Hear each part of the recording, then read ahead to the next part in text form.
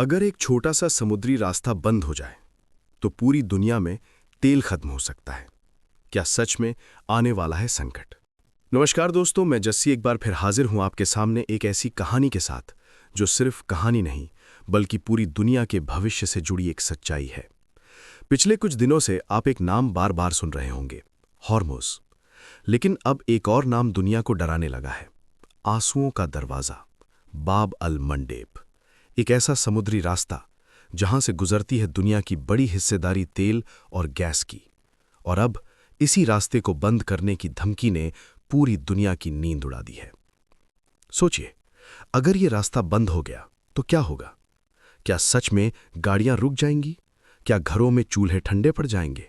और क्या दुनिया एक नए संकट की तरफ बढ़ रही है? आज की इस कहानी में हम समझेंगे बाब अल मंडेब क्या है, इसकी इतनी अहमियत क्यों है, और अगर ये बंद हुआ तो दुनिया पर क्या असर पड़ेगा। तो चलिए शुरू करते हैं एक ऐसी कहानी जो आपको सोचने पर मजबूर कर देगी। ईरान से करीब 2500 किलोमीटर दूर यमन में एक समुद्री रास्ता है, एक बहुत छोटा सा, जैसे हॉर्मुज़ है। कहानी यह है कि समुद्री रास्ते की खासियत यह है, जो कि जाके यमन के करीब बहुत संकरा हो जाता है। वहाँ बहुत तेज़ हवाएं चलती हैं और समंदर की लहरें बाकी जगहों के मुकाबले बहुत तेज़ होती हैं। और यही वजह है कि पुराने दौर में यहाँ से बड़े बड़े जहाज़ जो गुजरते थे, इस तेज़ हवा और समंदर की तेज़ लहरों की चपेट में आ जाते हैं और बहुत सारे जहाज़ डूब गए। इन जहाज़ों के साथ बहुत सारे लोग भी डूब गए और इसकी वजह से बहुत सारे लोगों की मौत हुई। धीरे धीरे इस एक जगह का नाम बाद में आंसुओं का दरवाज़ा पड़ गया। कुछ लोग आंसुओं के दरवाजे के साथ साथ इसे एक तरह से दुख का दरवाज़ा भी कहने लगे।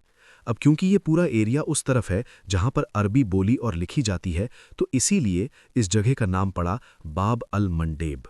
बाब अल मंडेब ये ऐसे ही एक छोटा सा समुद्री रास्ता है जैसे हॉर्मुज़। पिछले 3 हफ्ते से हम सब इस नाम से वाकिफ हैं, क्योंकि इसी एक हॉर्मुज़ की वजह से पूरी दुनिया के तेल गैस में आग लगी हुई है। एक छोटा सा रास्ता जिसके जरिए पूरी दुनिया में 20% तेल और गैस पहुंचती है, अलग अलग देशों में। ईरान ने उस रास्ते को रोक रखा है और सिर्फ ईरान की मर्जी से जो जहाज़ वहां से गुजर सकते हैं वही गुजर रहे हैं। बाकी सब जहाज़ों की लाइन लगी हुई है। तेल गैस को लेकर कीमतें बढ़ रही हैं और ख़तरा इस बात का है कि अगर ऐसे ही सिलसिला रहा तो आने वाले वक्त में पता नहीं तेल गैस को लेकर क्या होगा। वैसे भी हमारे पीएम ने ये कहा ही है कि हमें कोरोना जैसे हालात जब उस वक्त हुआ था, तो उसी चुनौती की तरह इसको लेकर इससे निपटने के लिए तैयार रहना चाहिए। तो ये एक हिंट है कि आने वाले टाइम में अगर ये जंग नहीं रुकती है और ये हॉर्मुज़ का स्ट्रेट बंद रहता है तो परेशानी तो होगी, लेकिन हॉर्मुज़ एक अकेला कम था सरदर्द, जो अब ये आंसुओं का दरवाज़ा हमारे सामने आ गया है। बाब अरबी में असल में दरवाजे को कहते हैं, डोर, दरवाज़ा, और मंडेब जो है उसका मतलब होता है दुख, आहें, आंसू। तो इसीलिए इसका नाम पड़ा बाब अल मंडेब, आंसुओं का दरवाज़ा या दुख का दरवाज़ा। पिछले करीब 27 दिनों से तो जंग जारी है। 27 दिनों में आज पहली बार पूरी दुनिया ने, जो कुछ थोड़े बहुत लोग जानते हैं उनको छोड़कर, ये नाम सुना, बाब अल मंडेब। और वजह यह है कि आज ईरानी रेवोल्यूशनरी गार्ड ने एक ऐलान किया, धमकी की शक्ल में। उसने कहा कि अगर उसके द्वीप पर, खास तौर पर उस खार्क आइलैंड पर जिसकी कहानी मैं आपको सुना चुका हूं, अमेरिका हमला करेगा तो वो बाब अल मंडेब यानी आंसुओं के दरवाजे को भी बंद कर देगा, जैसा हॉर्मुज़ को किया है। असल में ईरानी रेवोल्यूशनरी गार्ड ने खुफिया रिपोर्ट के आधार पर कहा है कि अमेरिका अपनी सेना के जरिए खार्क द्वीप पर हमला कर इसे अपने कब्जे में लेना चाहता है और ईरान की लाइफलाइन है ये। तो इसीलिए पलटवार करते हुए ईरान ने कहा, और ये भी कहा कि अरब के एक देश ईरान की इस मामले में अमेरिका की मदद कर रहे हैं, तो उसने उस देश को भी धमकी दी और साथ में उससे बड़ी धमकी पूरी दुनिया को दे दी कि हम बाब अल मंडेब को बंद कर देंगे। अब सोचिए कि हॉर्मुज़ से 20% तेल पूरी दुनिया के देशों तक पहुंचती है, और ये जो बाब अल मंडेब आइलैंड है या समुद्री रास्ता है संक्रासा, यहाँ से 12% 12% आइलैंड गैस दुनिया भर के देशों में पहुंचती है। तो अगर हॉर्मुज़ और बाब अल मंडेब दोनों को मिला दें तो 32% 32% तेल और गैस की सप्लाई इन्हीं 2 समुद्री रास्तों से होता है। अब अगर 32% में बाधित हो गया मामला, तेल और गैस के जहाज़ों को रोक दिया गया, 32% मतलब आप समझ रहे हैं, तो फिर क्या हाल होगा उन देशों का जहां तक ये तेल और गैस पहुंचते हैं। बूंद बूंद के लिए लोग तरसने लगेंगे, घरों में चूल्हा जलना बंद हो जाएगा, सड़कों पर गाड़ियां दौड़नी बंद हो जाएंगी, कल कारखाने जहाज सब रुक जाएंगे। और इसीलिए इस धमकी ने दुनिया को परेशान कर दिया है। आखिर ऐसी क्या अहमियत है बाबल मंडेब की, जिसकी वजह से दुनिया आज डर गई ईरान की इस धमकी से, और ईरान ने आज ही ऐलान किया। असल में जो बाबल मंडेब है, स्ट्रेट है, ये भी वही समुद्री रास्ता है। 30-34 किलोमीटर चौड़ाई है इसकी टोटल, और हॉर्मुज से बड़ा मिलता जुलता है, संकरा रास्ता है। तो यहाँ पे आप ये नहीं कि इधर से उधर से निकल गए, तो वहाँ कंट्रोल करना इस रास्ते को बड़ा आसान है। हालांकि ये ईरान से 2500 किलोमीटर दूर यमन में पड़ता है, और यमन में ईरान सपोर्टर हुती, जो लगातार इजराइल पर हमले करते हैं, ईरान उन्हें मदद करता है। तो इस बाबल मंडेब पर एक तरह से हुतियों का अच्छा खासा दबदबा है। बिना हुतियों की मर्जी के यहाँ से जहाज नहीं गुजर सकता, और हुती अक्सर अपने दुश्मन जहाज़ों पर लगातार पूरे साल हमले करते रहते हैं। कहते हैं कि पिछले 1 साल में वेस्टर्न कंट्रीज़ ने, पश्चिमी देशों ने, इस रूट पर यहूदियों के हमलों को रोकने के लिए कई अरब डॉलर खर्च कर दिए। लेकिन फिर भी पिछले 1 साल में ही 4 बड़े मालवाहक जहाज डुबो दिए गए। मिसाइल और ड्रोन से हुती हमेशा यहाँ हमले करते हैं। अब अगर ईरान की इसमें मर्जी शामिल हो गई, पहले से ही ईरान के साथ है, तो फिर कोई भी जहाज गुजरने से डरेगा। वैसे भी बहुत सारी जो ग्लोबल शिपिंग कंपनियां हैं, वो इस रास्ते को अवॉइड करती हैं कि नहीं, उधर हुती का खर्चा है, वो खतरा है, कहीं मार न दे, तो पहले से ही डरे हुए हैं। अब अगर ईरान का साथ आ गया, तो फिर बड़ी बड़ी शिपिंग कंपनियां पीछे हट जाएंगी, तो फिर क्या होगा? और ये रास्ता इतना इंपॉर्टेंट है कि बाबल मंडेब से यूरोप, एशिया और मिडल ईस्ट तीनों के रास्ते मिलते हैं, और ये आगे जाकर स्वेज नहर से जुड़ता है, जहां स्वेज नहर शहर से फिर पूरी दुनिया में एक और बड़ी तेल और गैस की सप्लाई लाइन है वो।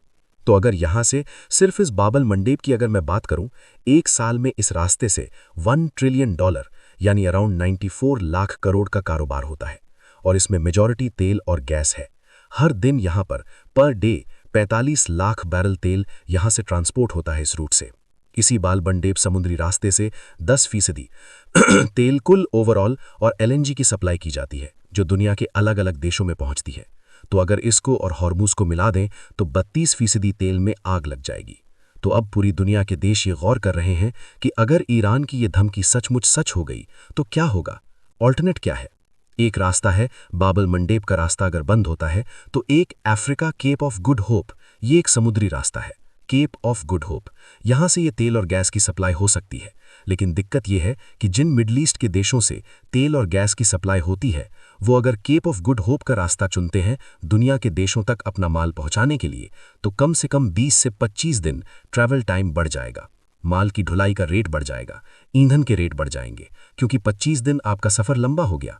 तो एक तो डिले होगा, जो एक रूटीन होता है हर देश में कि कब कच्चा तेल पहुंच रहा है, कब गैस पहुंच रहा है, वो पूरी कड़ी टूट जाएगी। तो जब 20 दिन का डिले का मतलब भी हाहाकार मचना है। दूसरा, दाम बिल्कुल डबल हो जाएगा, क्योंकि आप लंबा सफ़र कर रहे हैं।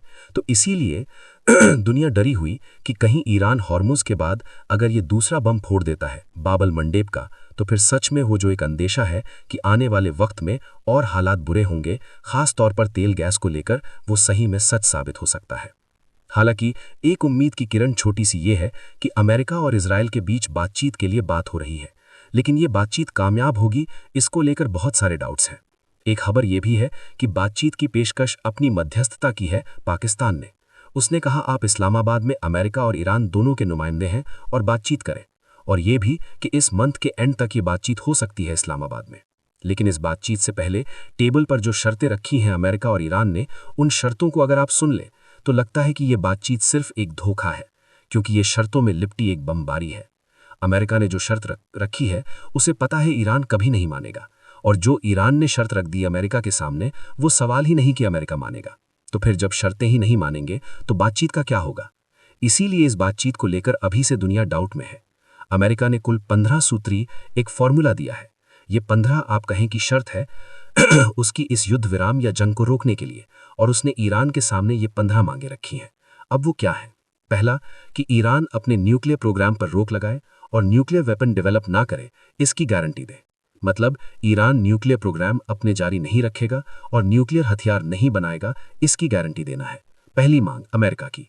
दूसरी शर्त यह है कि ईरान जो है जो अपने यूरेनियम को वो एनरिच कर रहा है, शुद्ध कर रहा है, उसको कम कर दे, इतना कि बस उससे बिजली बना सके या सिविल सर्विसेज में काम हो सके, जो मेडिकल और बाकी।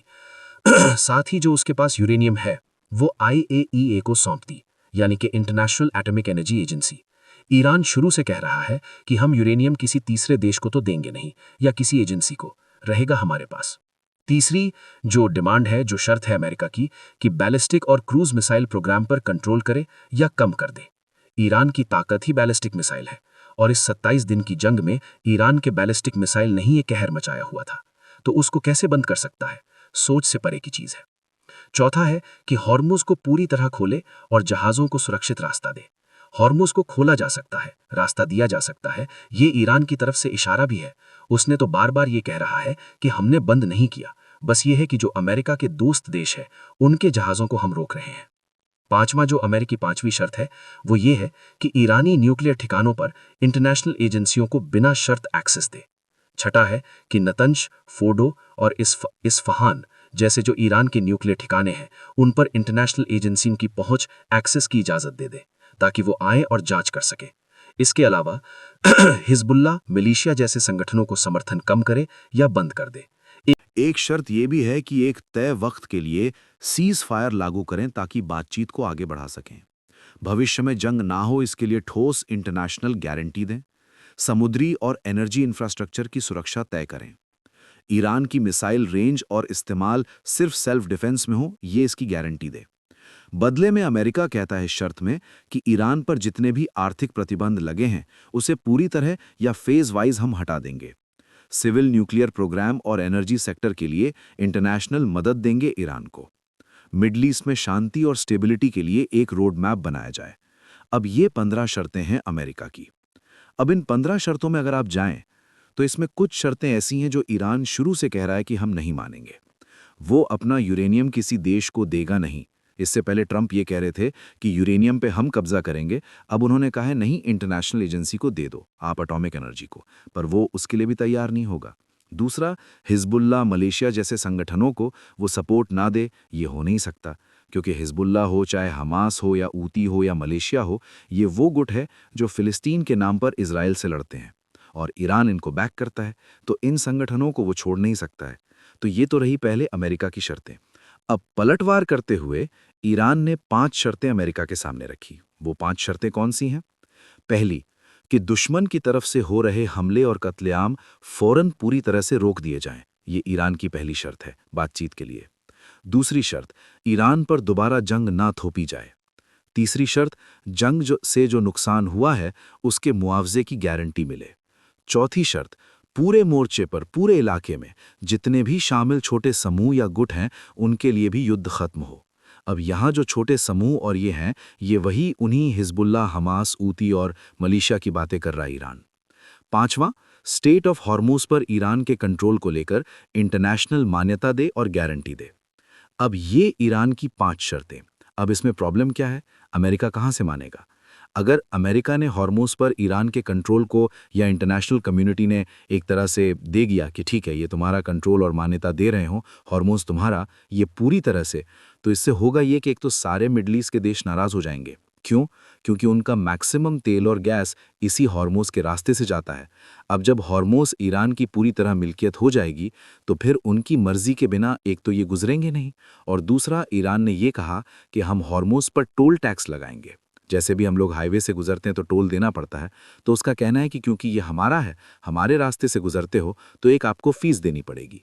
तो टोल टैक्स अगर वो लगा देगा ईरान, अब वो उसकी मर्जी कितना लगाता है, तो फिर तेल की कीमत पर एक तरह से ईरान का कंट्रोल होगा। पूरी दुनिया में तेल की कीमत क्या होगा? टोल टैक्स और उसके जरिए। और ईरान की संसद में ये बिल भी लाने की कोशिश की जा रही है कि इस हॉर्मुज के लिए टोल टैक्स फिक्स किया जाए। तो ईरान की ये गारंटी मांगना कि हॉर्मुज पर हमें इंटरनेशनल आप मान्यता दीजिए, अमेरिका कभी नहीं मानेगा। जितने भी युद्ध में शामिल हैं आसपास के, उन सब के लिए जंग बंद कर दो, ईरान की ये शर्त अमेरिका मान भी ले, इजराइल नाराज हो जाएगा। क्यों? क्योंकि ईरान यहाँ हमास, हिजबुल्लाह और इन सारे गुटों के लिए बात कर रहा है कि इन सब के लिए भी जंग बंद हो। इजराइल कभी ऐसा करेगा नहीं। इसके अलावा बात करते हैं जो मुआवजे की बात कर रहे हैं कि जो 28 फरवरी से जो जंग शुरू हुई उसमें नुकसान हुआ। हालांकि कभी ईरान की तरफ से ये नहीं आया कि इसमें कितने पैसे, लेकिन कहते हैं कि जो मुआवजे की रकम है, 1-2 रिपोर्ट आई है अमेरिकी मीडिया की तरफ से, उसके हिसाब से $500 अरब, क्योंकि ईरान का कहना है कि अमेरिका और इजराइल की बमबारी में उसके न्यूक्लियर साइट्स, उसके बिजली, उसके गैस, उसके जो रिहायशी इलाके, उसके आइलैंड, खार आइलैंड, इन सब को भारी नुकसान हुआ है। तो इन सब के नुकसान की भरपाई के लिए इस जंग की वजह से जो बम गिरा कर किया है अमेरिका और इजराइल ने, $500 अरब का मुआवजा, एक रफली फिगर है ये। अब अमेरिका इतने पैसे कहाँ से देगा? वैसे भी डोनाल्ड ट्रंप यही कहकर आए थे कि जंग और बाकी के देशों में हम लोग जो पढ़ते हैं बहुत नुकसान होता है, तो ये फिर अमेरिकी जनता या अमेरिकी कांग्रेस कैसे मंजूरी देगी? $500 अरब छोटी रकम तो है नहीं, इजराइल देगा नहीं और दुनिया के बाकी देश का कोई मतलब नहीं है, क्यों देंगे? जंग तो आप लोग लड़ रहे हो। तो इसीलिए ईरान की ये शर्तें मानी नहीं जाएंगी। अमेरिका की 15 में से कम आधे से ज़्यादा शर्तें ईरान नहीं मानेगा। तो जब मानेगा नहीं तो फिर होगा क्या? अमेरिका ने 5 दिन के युद्ध विराम कर रखा है, जो कल खत्म हो जाएगा। अब इसी युद्ध विराम के साथ साथ अमेरिका ने खाड़ी में 2500 सैनिक भी भेज दिए, अपने जहाज भी भेज दिए। एक तरफ वो जंग रोकने की बात कर रहा है, दूसरी तरफ सेनाओं का जमावड़ा भी बढ़ा रहा है। तीसरी तरफ जो रिपोर्ट आई है, खारक पे हमला भी कर सकता है। और चौथी तरफ ये बातचीत और बातचीत के साथ ये शर्तों की बमबारी। तो जो खबर है वो ये है कि इस बीच में जो बातचीत होनी है इस्लामाबाद में, उसमें अमेरिका की तरफ से वही 2 लोग जो जनेवा में 26 फरवरी को मीटिंग में थे, ईरान के विदेश मंत्री अराक्ची के साथ, एक वहाँ के दूत वेटकफ और दूसरे ट्रंप के दामाद कुशनर, कि ये दोनों बातचीत में हिस्सा लेंगे। ईरान ने कह दिया कि हम इन दोनों के साथ बातचीत नहीं करेंगे, क्योंकि इनके साथ 26 फरवरी की जो मीटिंग थी, जो बातचीत थी, वो इनकी वजह से वो बातचीत टूट गई। तो फिर क्या? तो कहते हैं कि ईरान की तरफ से ये मैसेज भिजवाया गया अमेरिका के, इस बातचीत में अमेरिका के वाइस प्रेसिडेंट जेडी वैंस से ही ईरान बात करेगा। अब जेडी वैंस जब अमेरिकी चुनाव में प्रचार कर रहे थे तो उनको माना जाता है कि वो जंग के खिलाफ वाले नेता हैं, युद्ध विरोधी नेता हैं। तो हालांकि वॉशिंगटन ने भी इशारा दे दिया है कि जेडी वैंस होंगे और वो इस्लामाबाद जाएंगे इस महीने के एंड तक, लेकिन ये जो शर्तें एक दूसरे दोनों देशों ने सामने रख दी हैं टेबल पर, जब बातचीत होगी, और हो सकता है ईरान की तरफ से अभी फाइनल नहीं है कि विदेश मंत्री अराक्ची होंगे या वहाँ के प्रेसिडेंट होंगे या ईरानी रेवोल्यूशनरी गार्ड की तरफ से कोई होंगे, क्योंकि वहाँ के जो अभी सुप्रीम लीडर हैं आयतुल्ला खामेनी के मौत के बाद उनके बेटे आयतुल्ला जो बने हैं, वो 28 फरवरी के बाद से कभी पब्लिक अपीयरेंस उनका है नहीं, नज़र आया नहीं है। सिर्फ उनका एक बयान आया और बयान यह है कि अमेरिका से कोई बातचीत नहीं करेंगे, हम बदला लेंगे। तो कौन करेगा अभी तक क्लियर नहीं है। डोनाल्ड ट्रंप से जब ये पूछा गया तो बार बार कह रहे हैं हमारी ईरान के साथ अच्छी बातचीत चल रही है। लोगों ने पूछा कि किससे बातचीत कर रहे हैं आप, नेता कौन है? तो उन्होंने कहा कि नेता का नाम नहीं बता सकता। उसकी 2 वजह उन्होंने कहा, एक तो यह है कि कहीं ईरानी अवाम ही ना मार दे उन्हें, और दूसरा ये कि कहीं हम लोग ना मार दें, तो इस डर से नहीं बता रहे हैं। लेकिन ईरान की तरफ से कौन बातचीत करेगा अभी पता नहीं। लेकिन ये बातचीत और इस बातचीत के साथ ये शर्तें, तो लगता नहीं है कि पहले दौर की बातचीत में बहुत कुछ होने वाला है, और ऊपर से ईरान की ये ताज़ा धमकी, तो इन सारी चीज़ों ने मिलाकर इस जंग की तस्वीर और बिगाड़ दी है। अब आने वाले दिनों में क्या होगा, और सबसे बड़ी बात यह है कि अगर बाबल मंडे यानी आंसुओं का दरवाज़ा कहीं बंद हो गया, तो फिर जो चीज़ डरा रही है दुनिया को वो हो जाएगा। तेल और गैस के लिए लोग तरसेंगे भी और तड़पेंगे भी। प्रकाश, ऐसा ना हो, बातचीत कामयाब हो, यही प्रार्थना है। तो इसी के साथ कहानी में आज इतना ही। तो दोस्तों, आज की ये कहानी सिर्फ एक खबर नहीं थी, बल्कि एक ऐसा सच है जो पूरी दुनिया को हिला सकता है। अगर आपको हमारी ये कोशिश पसंद आई हो, जहां हम बड़ी खबरों को आसान और दिल से जोड़कर आपके सामने लाते हैं, तो हमारे चैनल बाय जस्सी भाई को जरूर सब्सक्राइब करें, क्योंकि यहां आपको सिर्फ खबरें नहीं, हर खबर के पीछे की असली कहानी देखने को मिलेगी। वीडियो को लाइक जरूर करें और कमेंट में बताएं आप इस मुद्दे को कैसे देखते हैं। मिलते हैं अगले एपिसोड में एक नई कहानी, एक नए सच के साथ।